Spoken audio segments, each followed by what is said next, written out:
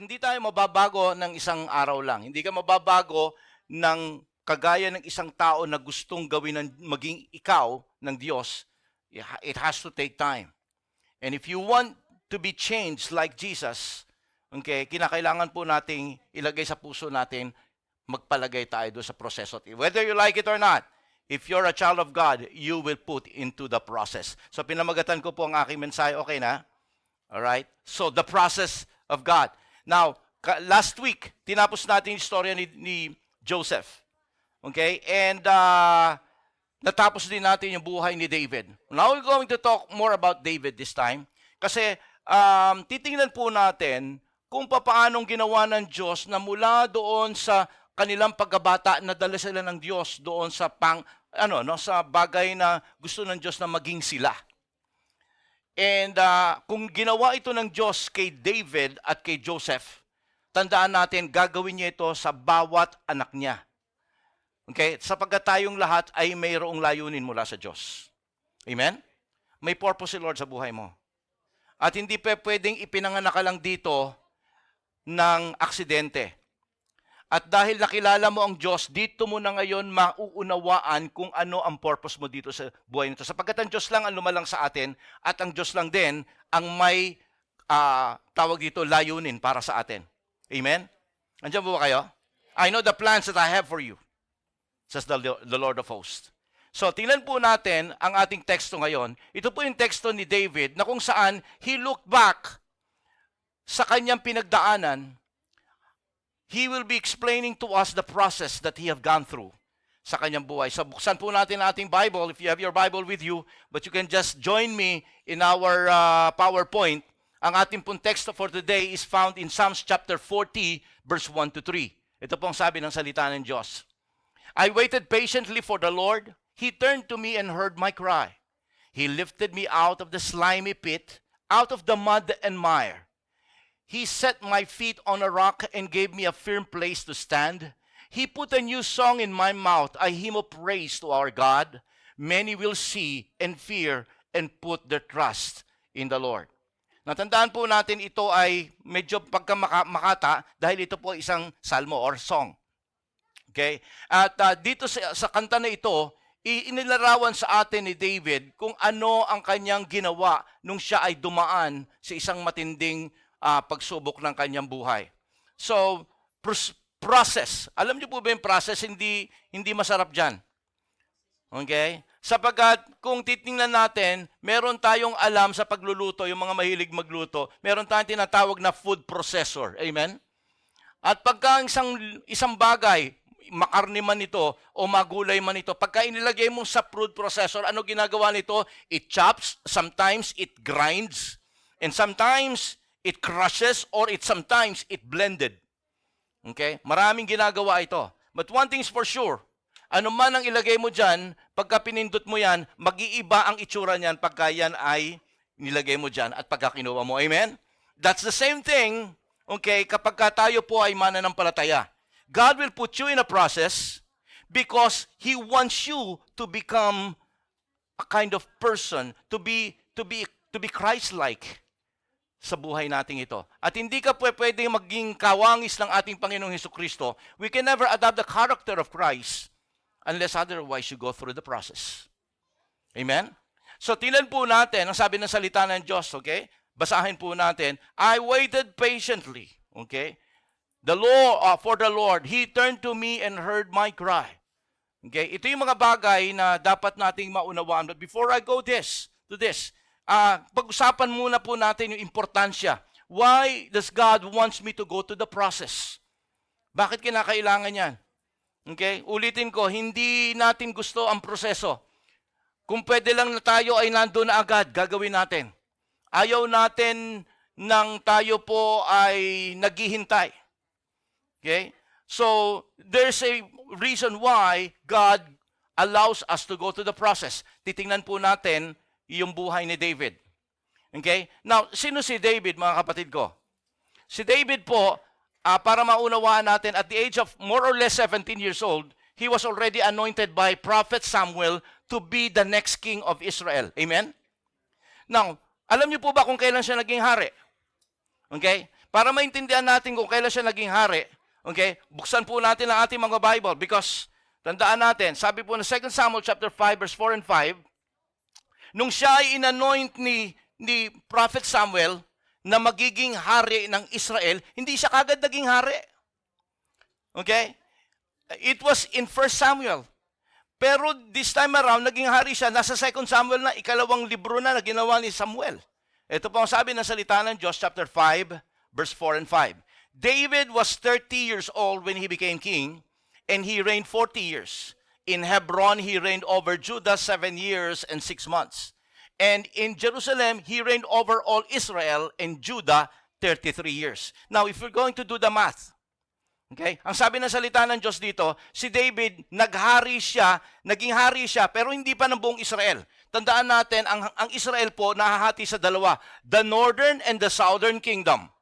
The northern kingdom is called the Israel kingdom, and the southern kingdom is called the Judah kingdom. Sa Biblia, kung titingnan po ninyo, ang totoong kinukonsider na Israel, hindi po yung Israel kingdom, kung hindi po yung Judah kingdom. Now, dito sa istorya na ito, malinaw po, mga kapatid, na si David, at the age of 30, he became king of one of the kingdom. Ang sabi ng salita ng Diyos, in Hebron, he reigned over Judah. Kailan na siya naging hari doon sa Judah? After 7 years. So, kung titingnan natin yung math, if you will do the math, he became the real king, the overall king of Israel when he was already 37 years old. Tama? Kasi tingnan nyo naging 30 siya, 30 years old, tapos after 7 years and 6 months, doon lang siya naging hari sa Judah. So he was already 37 years old when he became officially the king of whole Israel. So babalikan natin to. 17 years old siya, he was anointed. But he was appointed king. He was anointed king at 17 years old, but he was appointed king when he was 37 years old. So sa gitna, there's a gap of 20 years.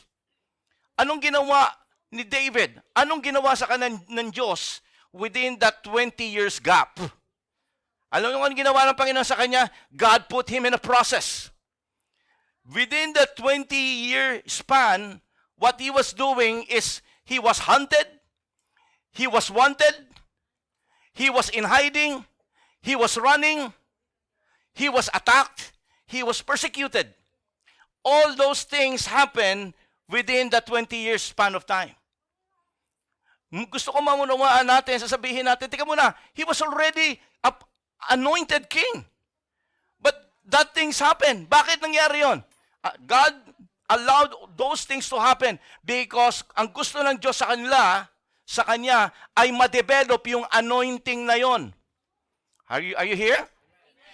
Ang anointing will just start, but God wants to develop that anointing in the life of David.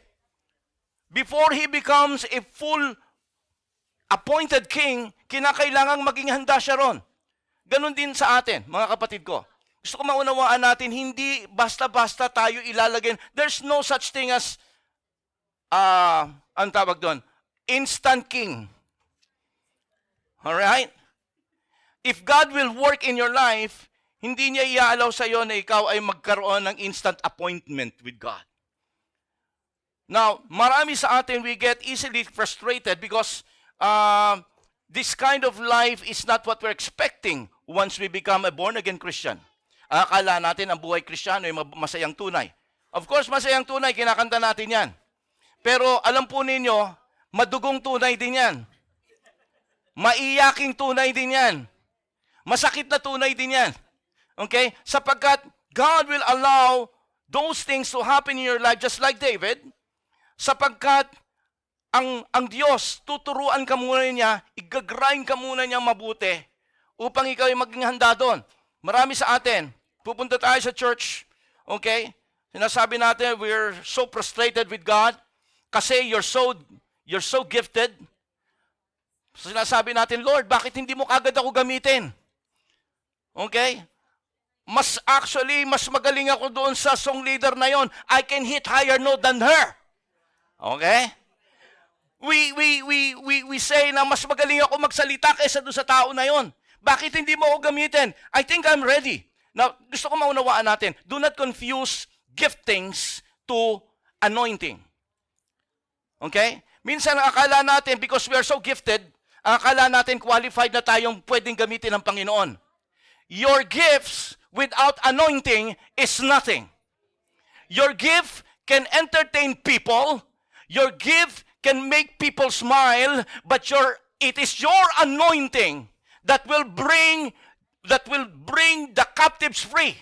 It is your anointing that will break the yoke of the enemy. It is your anointing that will make you sensitive with the Holy Spirit. It is your anointing that will eventually bring you to the divine destiny of God in your life. Balakpakan po natin si Lord dyan. That's why God is not after gifts. Minsan kapag tayo po ay nung nangangalang lang, nangahawakan lang tayo sa gifts natin, akala natin pwede na kaagad tayong gamitin ng Panginoon. No, hihahanda ka muna ng Panginoon. Are you here? Huwag nating ipagpangalandakan yung galing natin, yung talento natin, yung gifts natin. Kinakailangan ka munang pigain ng Panginoon. Kinakailangan ka muna niyang matutunan mo yung salitang humility. Because we can easily blow our heads up. Lalaki ng lalaki yung ulo natin. Sapagkat alam nating mas magaling talaga tayo talent-wise doon sa mga nakatayo. Pero hindi mo alam, bago sila itayo ng Panginoon, oo, mas magaling ka sa kanila. Subalit gusto ko maunawaan mo, ang mga taong yan ay dumaan sa proseso. So, please, do not compare and compete your gift with others. Huwag yung pagkapupunta tayo sa isang lugar, mas magaling ako sa kanya. Mas mahusay ako sa kanya. Okay? Ulitin ko, kung ikay mananampalataya, hindi importante kay Lord yung talento mo. Ang importante kay Lord yung anointing na meron ka sa kanya. You cannot please God with your talent. But if you have the anointing, you will please God. If you have the anointing, God's power will fill you up. Gusto ko makita natin dito, mga kapatid ko, tayo minsan, kung saan tayo pumupunta, parating tinitingnan natin ang ating sarili, lalo na pagka nag-check tayo ng Facebook, hello, nakikita natin dyan, hindi, mas maganda yung nabili ko sa kanya. Mas maganda yung kinain ko, mas masarap yung kinain ko sa kanya. We keep on, alam po ninyo, we keep on looking at other people's lives. While you as a Christian should do your own thing. You have to run your own race. They're running the race, but you need to run your own race. Don't run your life like those people in the social media. Do not copy their lifestyle. Okay? Do not be envious of what they eat. Do not get envious with what they wear, where they go. Huwag tayo mainggit sa kanila. Huwag nating gayahin sila. Don't let them dictate who you will become.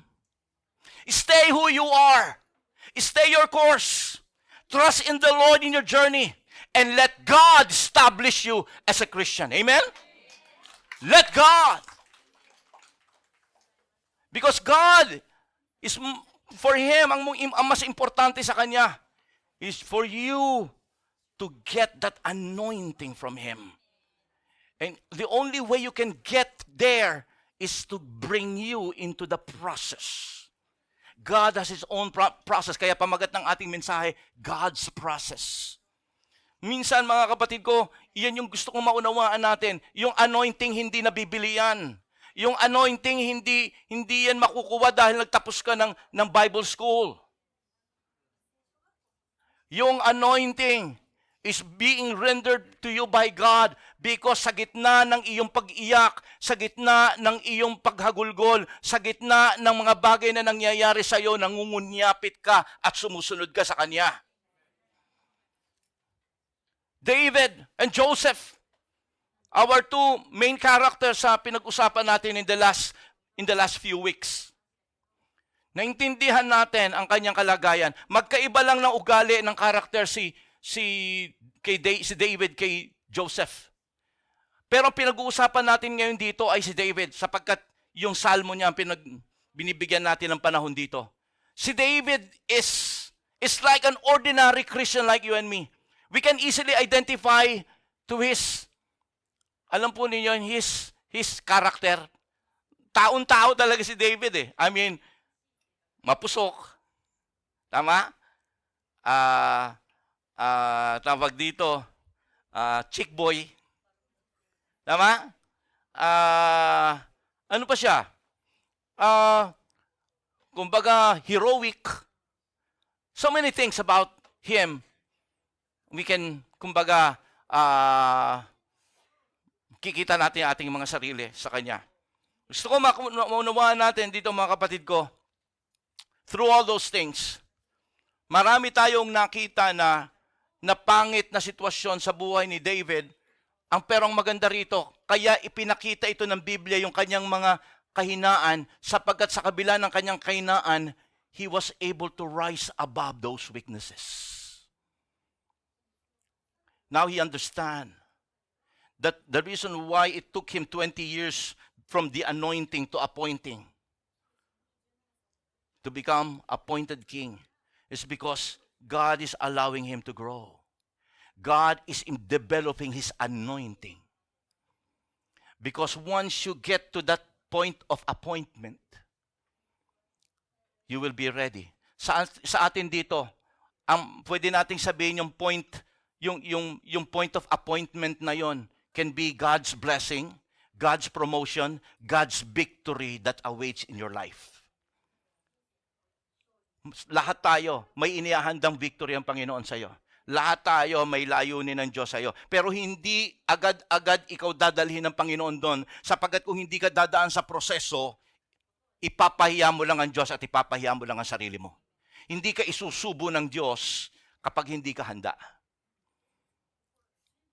So we have to develop this anointing coming from God so that we can be sensitive, we can hear Him, we can cling on Him, we can depend on Him. Lalo na sa most difficult hours. Alam mo nyo kasi, kapag hindi ka naglumago sa iyong anointing, kapag dumaan ka sa mabigat na problema, kikilos ka sa sarili mong diskarte. Amen? And that's another reason, another important thing about process, God's process, is that God will not only develop your anointing, He will also develop your character. Amen? Sa proseso na yan, tinuruan ng Panginoon si David. Because in the process, my friend, listen to me, in the process, para kang pinipiga dyan. Okay? Sa mga nangyayari sa buhay mo, para kang pinipiga dyan. Okay? Kaya kung meron kang problema sa boss mo, sa satyo mo, kung meron kang sitwasyon na nagkakaroon kayo ng problema mag-asawa, kung meron kayong mga struggle sa inyong mga anak, kung meron kang financial trouble, alam po ninyo mga kapatid ko, huwag mo sabihin na maaaring ang Lord hindi tumutulong sa akin. Maaaring kailangan namin ng ganito na ganito. Minsan, God is just using those situations to squeeze out your natural character. God is using those situations. Just like David, he has to run, he has to hide, he has to fear for his life. Because God is squeezing out everything, every natural character that He had, so that kapag ka natuyo na siya, He will have a space, God will have a space to fill His life with the Spirit of God. We can never acquire the character of God kung tayo po ay punong-puno ng ating sarili. Can I hear amen to that? Hindi tayo pwedeng punuin ang presensya ng Diyos if we are full of ourselves. We need to be empty. And sometimes, the emptiness will not come to you. Sometimes, God will use the situation so that we will say, God, hindi ko na kaya. Tulungan mo ko, Panginoon. Ayusin mo yung sitwasyon kong ito. Panginoon, I'm doing all my best, pero hindi ko pala kaya. Akala ko kaya ko. That is when the time God will what? will fill you. He will forge His character within you. That is when you realize, Panginoon, salamat po sapagkat may natutunan ako. In the time of process, you will gain wisdom, you will gain knowledge that will be profitable once you come to the point of appointment. Wag nating pipilitin ang pagkakahinog natin. We people, okay, we want to always, alam po ninyo yun, we want shortcut. We want to cheat out ourselves para makarating kagad tayo. Tama ba? Okay. Pero alam po ninyo, when it comes to God, hindi siya ganun. And we can never cheat out God. Di natin siya kayang dayain. Alam ng Panginoon kapag ready ka na. Sabihin mo sa katabi mo, wag mong pilitin daw. Nasa proseso ka. You see? Kaya yung mga pangyayaring nangyayari ngayon sa buhay mo, pakinggan nyo mabuti. Kaya inaalaw ng Panginoon na mangyari yan sapagkat pinipiga pa tayo. Once God see the space inside of your life, and you allow Him, God, control my life in this area, in my love life, in my financial life, in my work life. Doon lang papasok ang Panginoon. Tandaan natin, our God is a gentle God. He's a gentleman. He will never barge in unless you say, come in. Now, tingnan po natin dito, mga anak ng Diyos. Tandaan natin, the process is here. And the process is, God's process happens because He wants you to be prepared for the appointment. For that promotion of God, for that blessing of God, for that success, for that victory of God that awaits you. Yes, the end has already been fixed. The appointment time, kagaya nung kay David, 17 years old, sabi niya, you will become king. The end was already fixed. But I want you to understand, God will put you in a route that will squeeze you, that will process you. Ang gusto lang ng Panginoon, dumaan ka doon. Daanan mo. Sapagkat kapag dinaya mo, kumuha ka ng, nag-shortcut ka. Sabi ng Panginoon, dito ka uli, balik ka. Balik ka. Walang ganyan. Hindi mo ako pwedeng lusutan. Pero yung iba nagpupumilit. Kaya nung nagpumilit, ano nangyari? Di binabalik uli sila ng Panginoon, masakit. Masakit. Gusto ko maunawaan natin dito, mga kapatid ko, the end is already established. It is important na gusto ng Panginoon sa atin. Kaya importante, gusto ko maunawaan natin dito. Ewan ko na isulat dito ni Reggie yan. Kanina wala eh. Sabi ko, dagdag mo to. 1 Corinthians chapter 50, yan, sulat niya. Okay? Gusto ko makita natin dito yung katotohanan na hindi na-surpresa si Lord nung ikaw ay umiiyak. Hindi na sorpresa si Lord nung ikaw ay biglang nagkaproblema ng mabigat. Hindi siya na-sorpresa dyan. Inaasahan ng Lord na dadaanan mo yan. Sapagat alam ng Diyos, benefiting sa'yo yan. Tingnan po ninyo, sabi ng salita ng Diyos, and God is faithful. He will not let you tempted beyond what you can hear, what you can bear. But when you are tempted, He will also provide a way out so that you can endure it. So kung ikaw ay umiiyak ngayon, wag mong isipin, hindi ako pinapakinggan ng Lord, bakit ganito ang nangyari sa akin? Inaasahan ng Lord na mangyari sa iyo yan. Kaya wag mong isipin, siguro wala ako sa kalooban ng Panginoon kasi nangyayari sa akin yung pangit na nangyayari ito. Hindi. Actually, the opposite is true. Kaya ka umiiyak, kaya ka nahihirapan, kaya ka nag-struggle ngayon sapagkat God is processing you. Amen? Do not ever get disappointed with your life. If you think that you are a child of God, listen to me. If you think that you have Christ in your life, God will not allow bad things to happen that will destroy you. Actually, those bad things will make you a better person. That's why we love the word, all things will work together for good, for those who love God. Amen? Parang sa Diyos ang papuri. If that words rings into your heart, para purihin natin siya. Kaya hindi nagulat si Lord sa sitwasyon. Ikaw ang nagulat, bakit biglang ganito? Nagmamala ko kay Lord.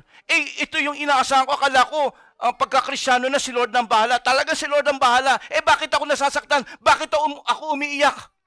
Kailangan mo yan. God is humbling us in the process. God is teaching you wisdom. Wisdom will never be learned in academia. Wisdom can only be gained when you study in the university of experience with God. Makuha niyo? Sa University of the Holy Spirit mo maintindihan, okay, ang wisdom and knowledge. Hindi sa academia, hindi sa mga universities. Okay? Also, you just have to say God. So, tandaan natin, anointing and character can only comes in time. Amen? Kaya kung si David at saka si Joseph ay inilagay ng Panginoon doon, so do not be surprised if God will also put you in the same situation. Amen? Sapagat gusto niyang ikaw ay maging isang mabuting mananampalataya at mandirigma ng Diyos. So, that's the importance of process as far as David is concerned. Dinevelop ng Panginoon kay David yung anointing. Dinevelop din ng Panginoon ang karakter.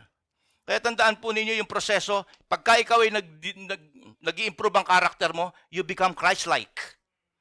Natatanggal yung dating ugali mo at pinapalit ni Lord yung kanyang the fruits of the Holy Spirit. Hindi pwedeng isingit ni Lord at itulak niya yung dati mong pag-uugali. Glo. Di ba? Ganun yon. Okay? Kinakailangan i-squeeze out ka muna. Di ba, Denny? At pagka na-squeeze out yon, doon lang sa pagkakataon na yon. So you don't resist. Kasi once you resist, ikaw lang mahirapan. Akala mo ba, titigilan ka ni Lord? Jonah was like that. He kept on resisting. Ayun, nakain na nga ng malaking isda. Kinakailangan pang siya ay kainin ng malaking isda para sabihin, Lord, suko na ako. Makita ninyo? When he allowed God, he allowed his life to be squeezed by God. O doon lang kumilos ang Panginoon. Now, balikan natin si David dito sa ating teksto na binasa kanina. Psalms chapter 40. Okay? Dito natin titingnan itong ating psalmist na si David. Kung anong ginawa niya when he was going through this process of God. And we know David became very successful. He was able to reach the pinnacle. He was able to reach the prophetic word. He was able to become the king of Israel and one of the greatest, if not the greatest king of Israel, David. Kung pupunta po kayo ngayon sa Israel, yes, sasabihin nila sa iyo, who is the greatest king of Israel? They will unanimously say and answer, King David. That's why sa Israel, pinakamaraming pangalan na mga lalaki ron ay David. Okay? Kunyari, ito, 1, 2, 3, 4, 5, 6. 6 na lalaki nandito. 5 rito, David ang pangalan. I'm not exaggerating. Totoo po yun. Okay? Dahil nung dun sa bus namin, yung interpreter namin ay yung guide namin ay pangalan David. Yung driver namin David. Talking about, alam po ninyo, yung talagang super idol nila doon, si David. Okay? Now, let's move back. David, during the process, before he was established by God, in this verse, na binasa natin, 3 verses lang yan, dito niya ipinakita sa atin kung ano ang kanyang naging karakter. How did he behave during the time of the process? So how can we act? So this is the question. How can we act in the process, in response to God's process? Si David, titingnan natin, pag-aaralan natin at tinuruan tayo ni David, kapag dumaan tayo sa proseso, ganito ang ginawa ko at pwede nating gayahin at pwede nating ika nga matutunan kung bakit naging matagumpay si David na makamit, okay, yung time of appointment from the time of anointing. Anong ginawa niya? Okay? The first thing that the most important thing and the first thing that he learned in order for him to reach that point of appointment is he wait patiently. Balikan natin verse 1. Okay? Binasa natin. Chapter 40 of the book of Psalms, verse 1. I waited patiently for the Lord. He turned to me and heard my cry. I naging cry to? I waited patiently. That's the word. Waited patiently. Now, it is one thing to wait, and it's another thing to be patient in waiting. Andiyan po ba kayo, mga anak ng Diyos? Pagka sinabing waited patiently, he was waiting with patience. Yan ang ibig sabihin niyan. So now, look at this. Sabi ni David, when he was going through these difficulties, when he was in hiding, he was running, he was being persecuted, he was being hunted, at siya ay wanted man sa Israel, ang ginawa niya, sabi niya gano'n, Panginoon, naghintay ako. Naalala niyo yung sinabi ko sa inyo kanina? Paano siya naghintay? Gano'ng katagal? 20 years. From 17 to 37. Tama po ba? Amen? May tao ba rito? Okay? Process. Pinroseso siya. And one thing about the reason why we hate process is because it concerns time. And when it concerns time, it concerns waiting. And to wait is what we hate. Tama po ba? Ang tagal-tagal, hindi natin alam bakit tayo ay ganon. Okay, we hate waiting. And alam po ninyo mga kapatid ko, there's a good thing coming out in taking time. Alam po ninyo, sino yung mahilig dito sa bulalo? Okay? Bukod sa akin, ako mahilig ako sa bulalo. Okay? Alam po ninyo, sa pagluluto ng bulalo, may marunong gumawa ng bulalo. Pero magugulat kayo, may masarap na bulaluhan, may hindi masarap na bulaluhan. Simply because this bulaluhan na hindi masarap, they're cheating out in their cooking. Pero yung totoong matagal na nagpapakulo, okay, daan-daan na pagpapakulo at it took time para pakuluin, kumbaga lahat ng linamnam dun sa buto ay napapalabas nila at nahahalo doon sa sabaw. Okay? So, it takes time to have a good soup for bulalo. Tama po ba? Yung iba, they will cheat it out. Ang gagawin nila, anong gagawin nila para lumambot yung laman sa bulalo? Pressure cooker. And alam natin, okay? Alam natin, yung pagkain na ang lasa ng galing sa pressure cooker at saka yung galing sa dahan-dahan at mahabang proseso ng pagpapakulo. Tama? Now, ganun ang ginagawa sa atin ng Panginoon dito. Pero ayaw natin maghintay. Let's face it. Hindi ko kayo masisisi. Because we are living in a society where everything is instant. Instant ramen.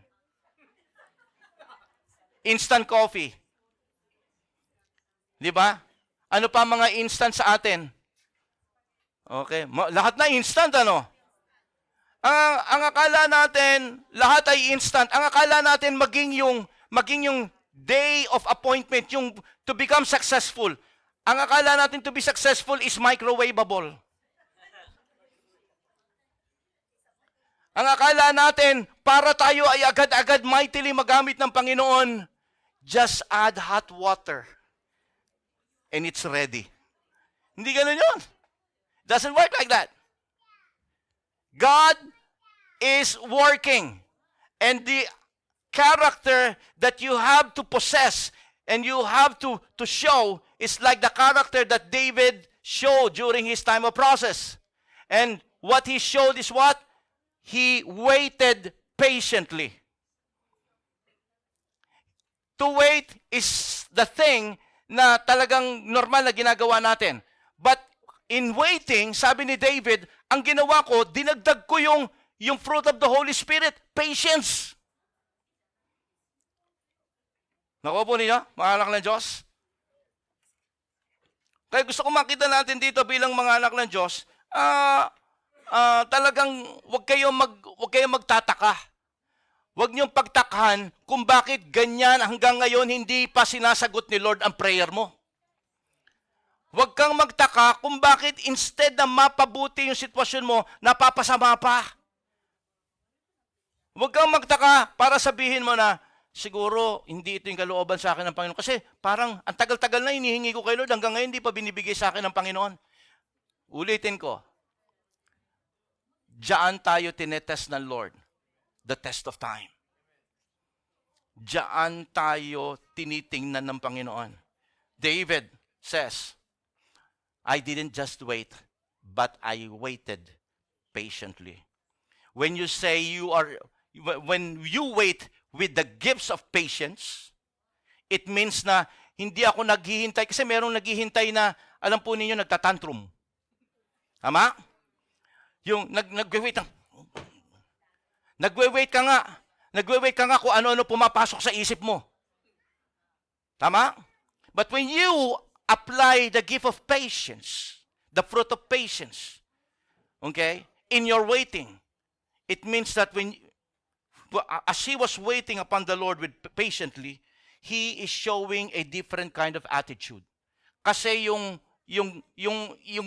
patience, ano yan fruit or character of God tama? Ibig sabihin, he was waiting with faith. He was waiting with hope. He was waiting with expectation. Na alam niya, naghihintay man ako, kung gaano man katagal to, Lord, alam ko, sasagot ka po. Isang bagay lang, hindi ko alam kung kailan ka sasagot, pero sigurado ako sasagot ka. Amen? So yun po yun. Let's take this the situation of Joseph. Para fresh na fresh pa sa mind ninyo. Joseph, when God showed him the dream, he was around 17 years old. Kamukha ni David. Okay? Tapos, nung siya ay naging governor, second most powerful man sa Egypt, he was already what? 30 years old. Pareho ni David. Okay? But it was only after 9 years. Di ba? Dumaan muna yung 7 years of abundance. Tapos biglang nagkaroon ng 2 years of famine. Tama? 9 years. Doon lang na-fulfill yung dreams ng Panginoon when he was yet 17 years old. The sun and the moon and the stars bowing down before him. 22 years. But in that 22 years, Joseph showed tremendous patience in waiting upon the Lord. He showed faithfulness. He applied that character of God while he is waiting. Amen? So gusto ko makita natin dito, mga kapatid ko, when you wait patiently, okay, you're not just naturally waiting. You are applying the fruits of the Holy Spirit, the patience. When you are waiting patiently, that means that meron kang worry, but you can easily eliminate that worry right there and then. Kasi minsan, yung pagiging tao mo papasok eh. Nandun yung matatakot ka minsan eh. But suddenly, when you come in the presence of God, alam po ninyo, biglang nagigising ka sa katotohanan. Yes, God. Oo nga pala. You have already established my future. I have to go through this situation. I have to learn. Tandaan mo, gagamitin ka ng Panginoon. And for you to be able to be mightily used by God, kinakailangan maintindihan nila nung sasabihan mo na alam mo yung sinasabi mo dahil alam nilang pinagdaanan mo. Maraming mga tao, marami lang laman ng utak, pero kulang ang karanasan. Pero tatalunin mo kahit hindi ka tapos at hindi ka kumbaga maalam malalim sa salita ng Diyos. Kung ang karanasan mo naman ay nagsasabing sa gitna ng paghihirap ko nang hawakan ako sa Panginoon at ang Diyos binigyan ako ng tagumpay sa nakaraang buhay ko. Amen? So everything is going in your life right now. Everything is preparing you for the future. So stop complaining, okay? Stop thinking negatively. Kung nagwo-worry ka, ibigay mo kagad kay Lord. Para ma-wipe out kagad ni Lord, wag yan. Okay? Gusto ko maintindihan ninyo na kahit hindi natin nararamdaman sa prayer natin ang Diyos, nandun siya. Kahit hindi natin nakikita na may ginagawa ang Diyos sa ngayon, nandoon siya. Tingnan ninyo sa mga nakaraan ng buhay ninyo. Balikan ninyo yung nakaraan. Nung panahon na dinadaanan nyo, sasabihin nyo, Lord, nasaan ka? Pero nung babalikan mo, sasabihin mo, Lord, nandun ka pala. Bakit? Kasi nung mga panahon na yun, puno ang utak natin ng marami mga problema. Confused tayo. Hindi natin naunawaan. Nagpe-pray tayo kay Lord, pero sinasabi mo, Lord, nasaan ka? Pero balikan mo. After a year, nandito ka ngayon buhay, doon mo maunawaan. Panginoon, nandun ka. Tinulungan mo ako sa area na yon. Remember the life of Joseph? Kung hindi kikilos ang Panginoon, ang akala natin yung mga merchandise, yung mga merchandiser, yung mga merchant, okay? Kung hindi darating yun, mga kapatid ko, mamamatay talaga si Joseph doon sa balon. Nakikiusap siya sa mga kapatid niya ng konting pagkain at tubig. Hindi siya binibigyan. Nagkakainan yung mga kuya niya. But God, in His full power, He is under control. He got Joseph under control. At gusto ko maunawaan po ninyo mga kapatid ko, yung mga simpleng bagay na ginagawa ng Panginoon sa buhay mo na nakaraan, titingnan mo yon, yung mga malilit na bagay na yon. Appreciate it. Sapagkat yun ang magbibigay sa iyo ng lakas para tumingin at magkaroon ng mas malaking pananampalataya sa Panginoon sa darating na panahon. So, tingnan po natin yan. So, anong gagawin mo? I don't know kung anong pinagdadaanan mong problema ngayon, okay? Sabi ko nga po sa inyo, it can be financial problem. It can be health issues. It can be marital problems. It can be job problem. I don't know. Pero ikaw lang ang tanging Panginoon nakakaalam. Pero gusto ko maunawaan po ninyo, lahat ng bagay na yan ay gagamitin ng Panginoon para sa ikabubuti mo. Nasasaktan ka man ngayon. You just have to wait. Pero along the way, you have to what? To follow and obey God. The second thing na ginawa ni David ay he started to what? He started to develop prayer life. Tingnan po natin yung sumunod sa sentence na yan sa verse 1. Sabi ng verse 1, okay? And he turned to me and heard my cry. He turned to me and heard my cry. Alam po ninyo, I like this part of this verse. Okay? Sapagkat si David po, mga kapatid ko, while he was going through this God process, he made it sure that he had this open communication with God. nagtayo siya ng linya mula sa kanya at sa Diyos. You have to develop your prayer life. Ang masakit sa maraming mga Kristiyano, nasabi na niya lahat ng mga problema niya sa mga tao sa paligid niya, pero hindi sa Lord. Nakapag-open na siya sa mga BFF niya. Okay? Ang masakit, nasabi pa niya sa Facebook niya. Pero hindi kay Lord. Amen? Bakit ganon? Wherein dapat si Lord ang unang-unang sasabihan mo ng iyong problema sapagkat si Lord lang ang may kakayanan, si Lord lang ang may totoong concern sa buhay mo. Anak ka ni Lord. Bakit hinahayaan mo yung mga tao ang makaalam na nangyayari sa buhay mo? Develop your prayer life, my friends. Create that communication. Kinakailangan mong malaman yung personal telephone number ni Lord. Yun ang unang hahanapin mo. Ano ba yung number ni Lord? Okay? Alam nyo kung ano yung number ni Lord? Jeremiah 33:3, di ba? Call unto me and I will answer thee, and I will show you great and mighty things which thou knowest not. Amen? Palakpakan mo natin si Lord dyan. Simple as that. Our problem is, kaya maraming mga Kristiyano cannot make it because they cannot develop a prayer life. Tamad tayong manalangin. Tamad tayong lumapit sa Panginoon. Wherein, ang Biblia ay nagsasabing, come unto me all those who are heavily laden, and I will give you rest. And yet, you are not doing that prayer. Gusto ko maunawaan natin dito, mga kapatid ko.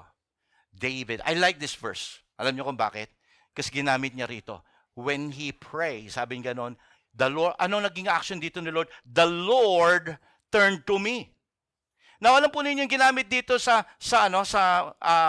itong ginamit natin dito ginamit ito ng New International Version. Pero yung King James Version, and the Lord inclined to me. Ibig sabihin, Ibig sabihin, yumuko pa si Lord. He turned to me. Gumawa ng aksyon ang Diyos. Ibig sabihin, He made it sure that God will have your full attention. When you pray, God is listening. Hindi siya yung, sige, magsalita ka. Ano yung mga problema? Sige, salita ka lang ha. Nakikinig ako. Hindi ganun si Lord. Ang sabi ng salita ng Diyos, when He cry, the Lord turned to me. Ano yan, Jackie? Ano yan? Kahit ano ang ginagawa niya, alam po ninyo, wag nating isipin na si Lord ay parang tao. Okay? Kahit mag-multitasking ka, hindi mo mabibigay 100% mo sa isa. Tama? Pero si Lord, ang tawag sa Kanya, He is omnipresent and omniscient God. All-knowing and all-present God. He will be present to you as He will be present to you. He will be listening to you as He will be listening to you. And He can give His 100% to you as He is going to give the 100% to you. He is inclining. He is turning to you. Yes, anak. David is showing to us that when we pray, God listens. He's not only listening, He will give His full attention to you. Palakpakan po natin si Lord yun. Diyan parang hindi totoo sa atin niya. Pero itong problema, nakikinig si Lord, pero sasabihin mo, nakikinig pala siya, bakit hindi niya sinasagot agad? Itong sasabihin ko sa inyo, He turned to me and He heard my cry. Ang importante, kilala ni Lord at alam niya, aware siya sa sitwasyon mo dahil humihingi ka ng tulong sa Kanya. At kapag ginawa mo yan, mga kapatid ko, okay, sasagot ang Diyos, kaya lang hindi sa gusto mong panahon, sa panahon niya. God will hear your cry about your job situation. And He will respond if He thinks that you are ready for it. God will listen to your marital problem. And He will respond when He thinks that you are ready for it. God is responding, God is hearing, and God is answering. I want to praise God because He hears my cry and He moves in His time. The next thing na ginawa ni David, nasaan na tayo? Dalawa na, no? First, you have to wait patiently during the time of the process. Second, you have to develop a prayer life. Hallelujah. And the third one, depend on God to establish you.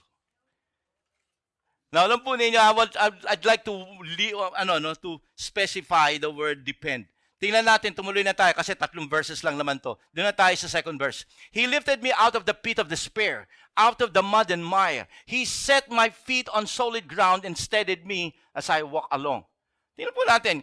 Here, David is now beginning to use some figurative words.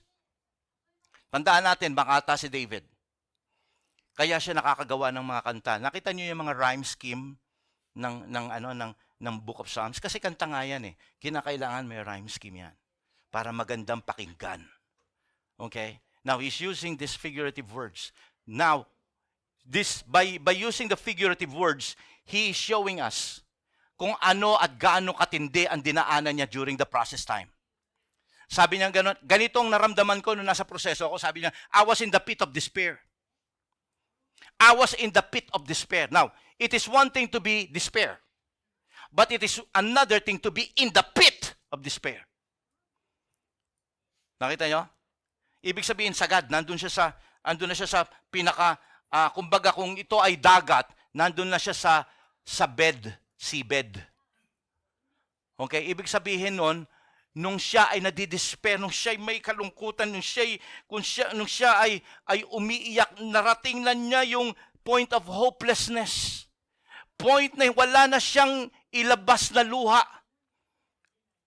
He was in the pit of despair. That is how he illustrated the pain, the heartaches, the struggles. Ewan ko sa iyo, kung kayo rito na nakikinig dito, you are already in despair.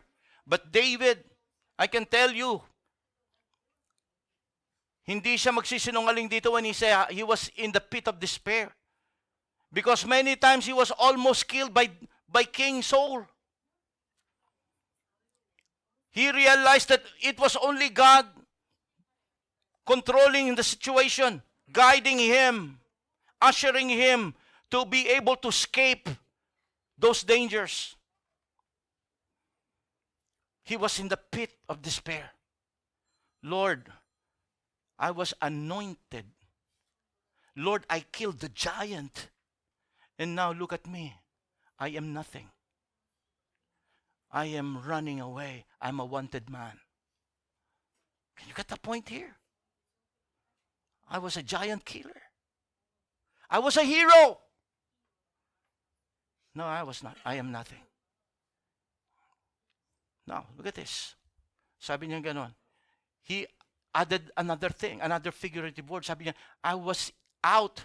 Okay? I was in the mud and mire. Alam po ninyo yung mud and mire, okay? Ito po hindi basta putik lang. He was talking about quicksand, kumunoy. Okay? He was talking about, alam ni David ito because he was living in the wilderness for many years. He was in hiding. He saw and he experienced how this mud and mire kill so many people.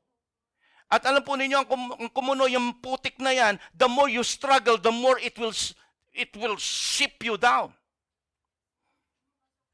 The more nagagalaw ka, the more na wala ka magagawa. Ang sabi niya ganun, ang problema ko ganun, the more na nag-struggle ako, the more na pinipilit ko ang aking sarili, the more na bumabagsak ako. Sino yung ganun? Nag-struggle ka lalo ngayon, parang, Lord, hanggang sa punto na siya, sabi niya ganun, Lord, I just, kita niyo itong ano natin, depend on God. Until to the point na he allowed God Lord, here I am. Hindi na ako mag-struggle. Because the more I struggle, the more I'm sinking in. Hindi na ako mag-struggle, Lord. Just, Lord, help me. Hindi na ako, I will no longer cling to my strength. Lord, alam ko, ikaw ang may sagot ng sitwasyon ng buhay ko. Ikaw ang may sagot ng problema naming mag-asawa. Ikaw ang may sagot sa problema ng aking mga utang, ang aking mga problema sa finances. Ikaw ang may sagot sa problema ko sa trabaho ko, sa mga kasama ko sa trabaho. Ikaw ang may sagot nito, Panginoon. Unless you will let God be God in your life, hindi siya kikilos because our God is a gentle God. Depend on God until He establish you. Kaya nang sabi ng salita ng Diyos, look, nung iniyaan niya ang Panginoon na kumilos sa kanyang buhay, anong ginawa ng Lord sa kanya? He set my feet on solid ground.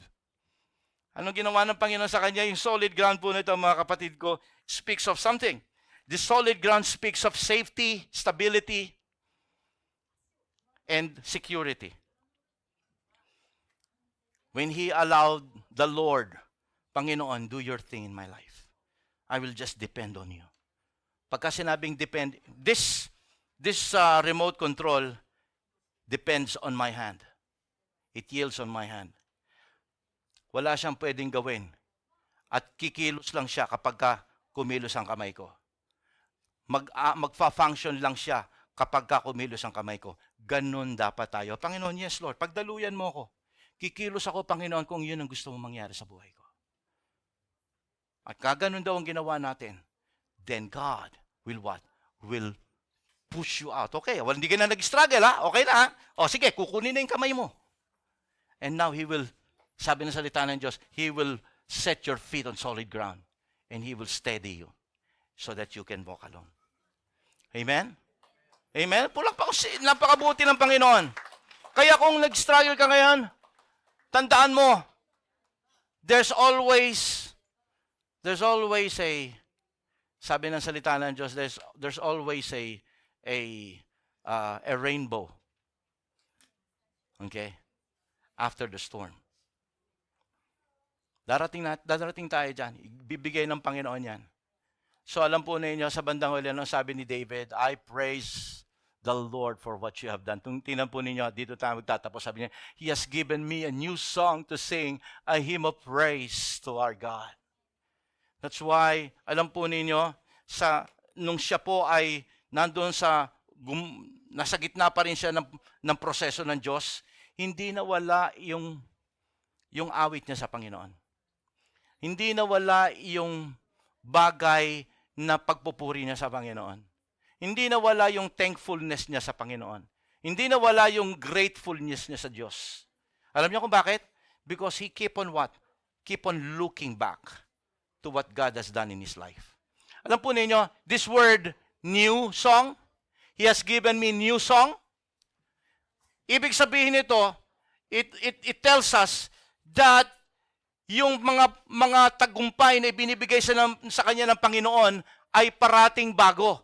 Ibig sabihin, kasi sa tuwing siya aawit, binibigyan siya ng dahilan ng Panginoon para umawit na mas maganda. Kasi yung problema niya, yung inaawit niya ngayon, ay bago. Hindi yung kagaya ng pag-awit niya noong nakaraang linggo. Kaya siya pumupuri ng nakaraang linggo dahil binigyan siya ng tagumpay ni Lord noong nakaraang linggo. Ngayon, new song na naman sapagkat kabibigay lang sa akin ni Lord ng panibagong tagumpay ngayong araw na ito. He gives me new song to sing. A hymn of praise to our God. Kaya new. Hindi sinabi dito, He has given me song to sing. The reason why new is because every now and then, God is giving him new victory, new blessing in his life. Regardless kung yan ay maliit o malaki. Magpuri ka sa Panginoon. Tingnan mo kahit yung maliliit na bagay, mas maganda nga nakikita mo yung maliliit na bagay na ginagawa ng Diyos sa buhay mo. Sapagkat sabi ko nga po sa inyo, yun ang mag-establish ng faith mo. Kaya every now and then, David has a new song to write. Because of the victory. Because of the thing that God is giving him during the time of the process. Tayo po lahat ay tumayo. Hallelujah.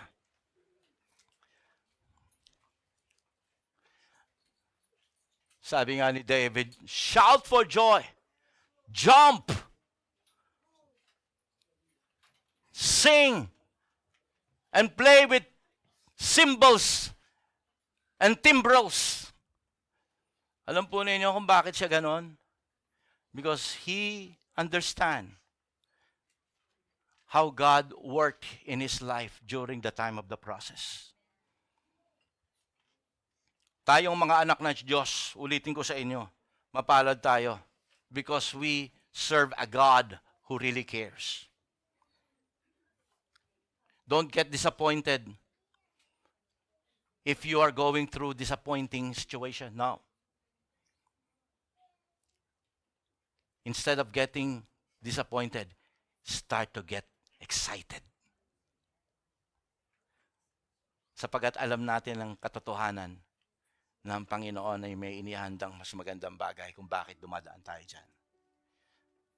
Victory is the sweetest when the battle is the fiercest. Pagka maliit lang ang labanan at nanalo ka, pero kung dumaan ka sa isang mabigat na laban, at ikaw ay pinanagumpay ng Panginoon, telling you. Gusto ko makita natin dito ang Diyos ay napakabuti. Let us all lift our hands now and maging yung mga kapatid natin sa Holland ngayon, I want you to lift your hands. Just want you to understand. Sometimes life can be disappointing. Life can be frustrating. Life can bring us more questions than answers. But if you are a child of God, always understand that God is in control of your life. He got you. He got you. Take out those worries. Nakita na ng Panginoon ang dinadaanan mo at dadaanan mo. Habang nakataas ang ating kamay, I want you to ask God for strength. God is establishing you. God is developing your anointing. He is developing His character upon you. He wants you to be successful. Panginoon, salamat po sa oras na ito. Sapagkat alam ko, Panginoon, kung ito ay ginawa mo kay David, dinaanan ni Joseph, kaming mga anak mo, Panginoon, nakikita naming dinadaanan namin ito. Pero salamat po, Panginoon. Instead of getting bitter, instead of getting disappointed and frustrated sa mga nangyayari sa buhay namin, Panginoon, salamat po sapagkat alam namin that this thing are just part of the process that we have to go through. And we know, Lord, na dadalhin mo kami, Panginoon, sa place of appointment namin. God, maraming pong salamat. Sa oras na ito, yung mga napanghihinaan, yung mga nandun sa pit of despair, Lord, I pray to, Lord, provide them strength. Yung mga nawawalan ng hope sa sitwasyon ng kanilang buhay, Lord, I pray, ipaalala mo sa kanila, Panginoon, na Ikaw ang kanilang Diyos. Ipaalala mo sa kanila, Panginoon, na gaano man ang dinadaanan nilang bigat ng sitwasyon, Panginoon, kaya mong tugunan at nais mo silang sagutin. Salamat po, Panginoon, sa proseso. Thank you, God, because you are now equipping us to be patient in waiting, to develop within us a life of prayer. And Lord, I pray na patuloy mong makita ang buhay naming nakadepende lamang sa iyo. Kahit natatakot kami, kahit may mga, Lord God, agam-agam, we will no longer struggle. We will just say, God, here's my hand. Help me. And we will not stop looking at the things that you're doing in my life so that we can continue praising you in this life. In the middle of the storm, we can still praise you. Salamat po, Panginoon. One thing we know, you will establish us and we will reach our point of appointment, my God. Muli, Diyos, Ikaw ang mapuri sa gitna ng mga bagay na ito. We give you the glory, the highest praises, and the honor. Lord, in Jesus' name. Amen. Palakpakan po natin ating Panginoon. Hallelujah.